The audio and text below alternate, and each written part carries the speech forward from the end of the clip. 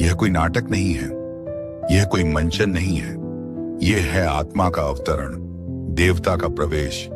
यह है भूत कोला, भारत की एक ऐसी परंपरा जहां भूत का अर्थ है डरावनी आत्मा नहीं, बल्कि पूज्य आत्मा, दिव्यता से भरा एक देव स्वरूप। कर्नाटक का तटीय क्षेत्र, जिसे तुलुनाडु कहा जाता है, वहां सदियों से जीवित है एक रहस्यमय परंपरा, जो न तो पूरी तरह लोक नृत्य है, न ही केवल पूजा। यह है संवाद जीवित और दिवंगत के बीच, यह है संवाद मनुष्य और देवता के बीच। यह परंपरा 800 से अधिक वर्षों से चल रही है, बिना रुके, बिना बदले, बिना बुझी हुई लौ की तरह।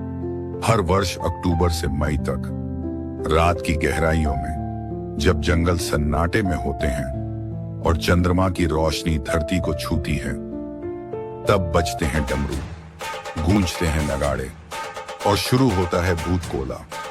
हर गांव का अपना एक देवा होता है, कोई वीर योद्धा, कोई पवित्र आत्मा, कोई रक्षक, कोई इतिहास, जिन्होंने उस गांव के लिए बलिदान दिया या फिर जिन्होंने वहां न्याय स्थापित किया। उन आत्माओं को पूजा जाता है भूत कोला के माध्यम से।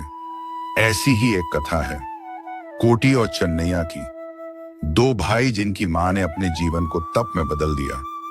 जन्म से पहले ही भविष्यवाणी हो गई थी कि ये दोनों बालक देवता बनेंगे, और हुआ भी ऐसा।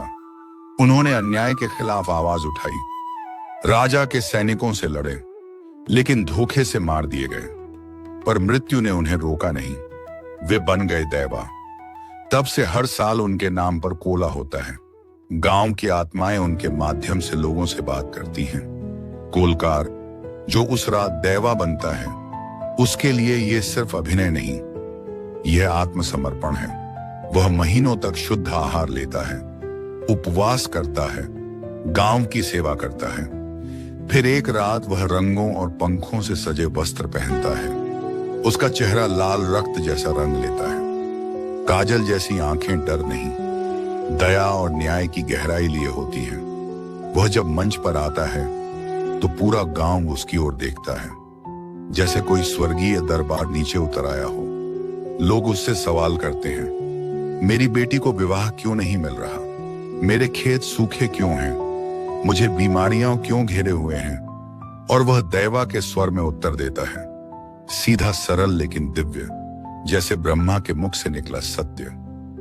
कोई बोलता है यह सब नाटक है, लेकिन पूछिए उनसे जिन्होंने वहां अपने प्रश्नों का उत्तर पाया, जिन्हें वर्षों से खोया विश्वास फिर से मिला। भूत कोला में कई विशेषताएं हैं।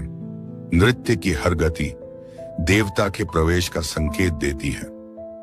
पंखों वाले मुकुट दैवा की आभा का प्रतीक होते हैं। उसके वस्त्रों में रंग नहीं, बल्कि ऊर्जा होती है। लाल रंग शक्ति का, पीला रंग सूर्य का, काला रंग आत्मा का। कोला के मंच पर रखा नारियल जब फूटता है तो मानो सृष्टि स्वयं अपनी गर्जना करती है। चावल चढ़ाए जाते हैं, पुष्प अर्पित होते हैं, और अंत में होता है नृत्य, जो एक आवेश नहीं बल्कि एक वाणी है। गांव के बड़े बुजुर्ग बताते हैं कि कई बार कोलकार ने ऐसी बातें बताई जो कोई नहीं जानता था, जैसे किसी की चोरी, किसी की बीमारी या किसी की मन की पीड़ा। देवा ने सब बताया और हल भी दिया। यह परंपरा न्याय का माध्यम भी है। कई ग्रामीण विवाद जो वर्षों से कोर्ट में नहीं सुलझे, वो यहां 10 मिनट में सुलझ गए। देवा कहता है, तू झूठ बोल रहा है, और वह व्यक्ति सिर झुका लेता है, क्योंकि यहां डर कानून का नहीं, आत्मा का है। भूत कोला अब धीरे धीरे शहरी समाज में भी लोकप्रिय हो रहा है।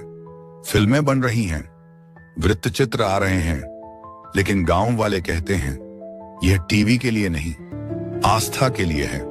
एक बार एक व्यक्ति ने कोला के दौरान मजाक किया। उसने कहा यह सब दिखावा है। अगले दिन वह बुरी तरह बीमार पड़ा। लोग कहते हैं देवा की अवहेलना नहीं करते। यह परंपरा बताती है कि भारत की संस्कृति केवल मंदिरों में नहीं, बल्कि गांवों की मिट्टी में भी बसती है, जहां न कोई पुजारी होता है, न कोई मूर्ति, फिर भी ईश्वर वहां उपस्थित होता है। क्योंकि वहां विश्वास होता है। भूतकोला हमें याद दिलाता है कि विज्ञान और तकनीक के इस युग में भी हमारी आत्मा को जवाब चाहिए।